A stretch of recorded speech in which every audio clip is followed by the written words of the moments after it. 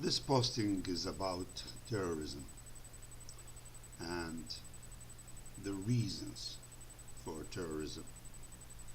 And perhaps from the outset I should define what terrorism is.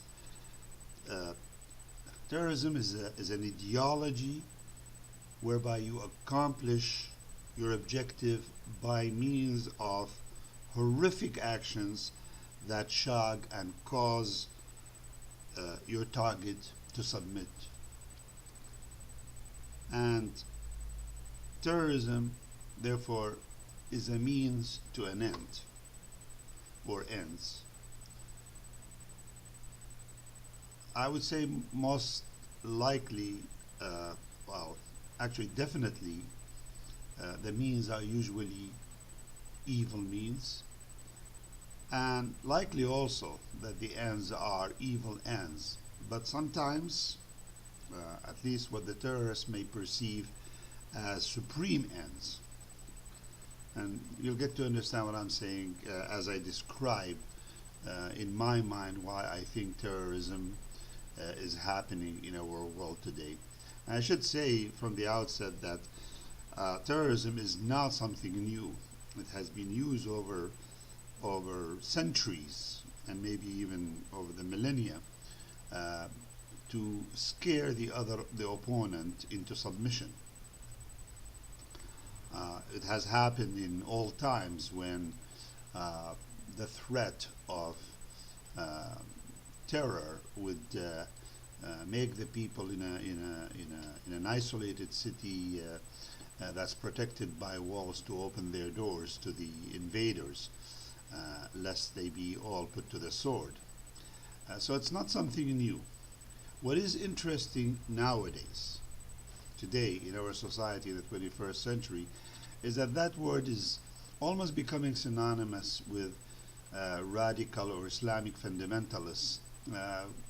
Studies have shown, and I can't immediately put my hands on the sources, that over 90% of terrorist activities nowadays are performed or acted upon by radical jihadists, fundamentalists, Islamists, whatever you want to call them.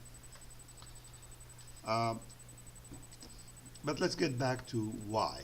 Why is terrorism this ideology? Why is it being used? What are the root causes of terrorism?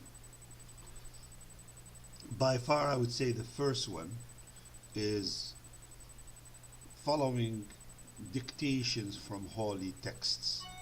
Text that says to the terrorists to use that methodology, terrorism, to bring your enemy into submission. There is a text in the Islamic book which says وَأَعِدُّوا لَهُم مَّا اسْتَطَعْتُم مِّن قُوَّةٍ وَمِن رِبَاطِ الْخَيْلِ تُرْهِبُونَ بِهِ عَدُوَّ اللَّهِ وَعَدُوَّكُمْ. I will not try to translate this literally. There are the Quran has been translated, but in essence it says, prepare for them everything you can in order to terrorize them, terrorize those that are enemies of God and your enemies. So it's a dictation from a holy book that says to them to use this terrorism ideology. In fact, so much so that if you look at the symbols for most of these terrorist organizations, they revolve around these verses, these words in these verses of the Quran. Particularly Al-Qaeda, the Muslim Brotherhood, and ISIS. Every one of these, and many other organizations. So that's the first and most important reason why terrorism is around. Second reason is about faith or belief that this is the means to go directly to heaven.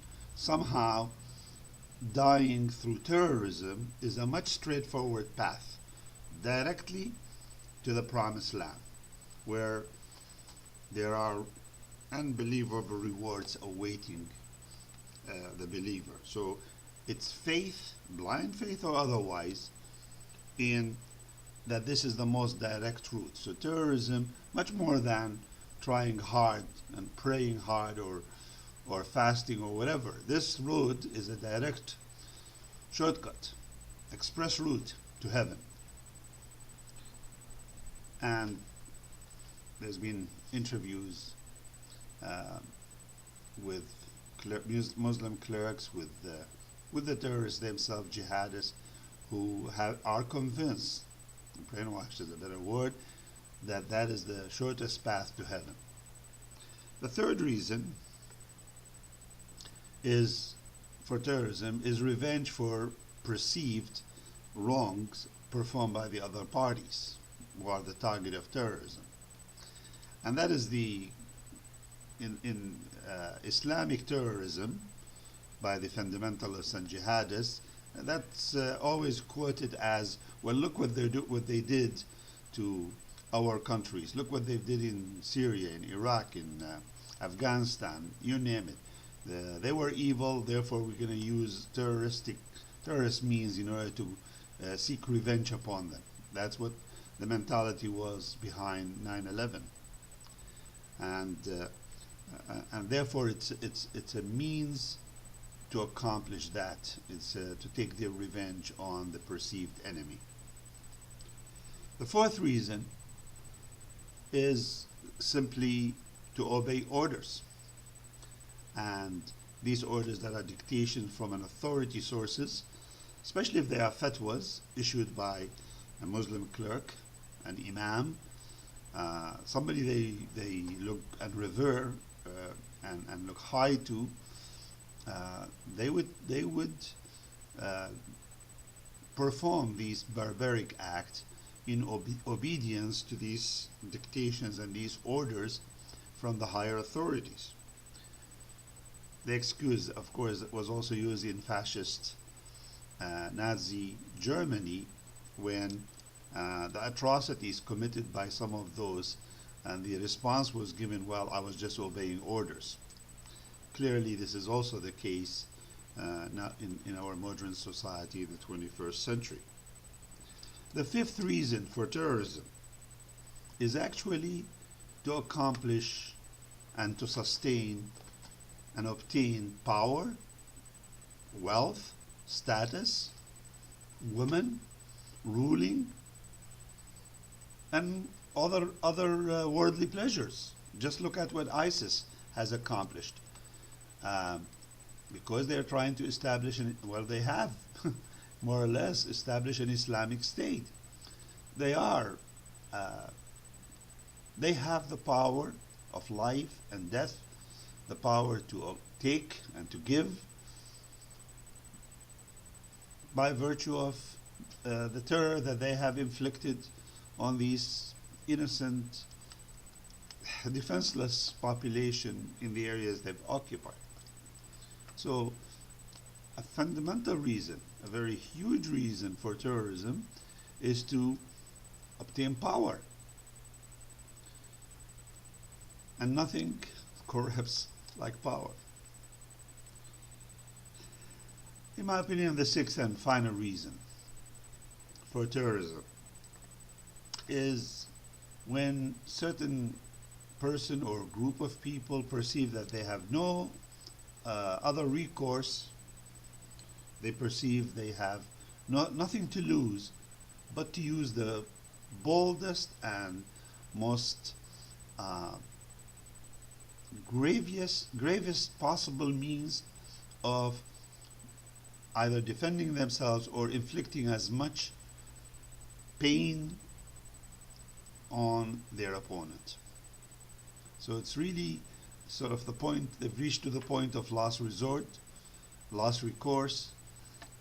They believe that if they have nothing to lose, then that is what they would do. And they would use terrorism as a way of rising to the surface, rising to their rising to their objectives. There may be other reasons, but as I was thinking about terrorism, and the root cause of terrorism, I came up with these 6 reasons. And I think it's important for us to think of each one of these. And more importantly, my central message has always been prevention rather than treatment of terrorism. How do you prevent terrorism? So as you look at these 6 causes of terrorism, think also of how you can prevent terrorism by addressing each one of these individually. I know this was a posting more or less academic in nature, but I think it's important for us to reflect and to think about these, and I hope that will be of use to us as we engage in future dialogue. Thank you.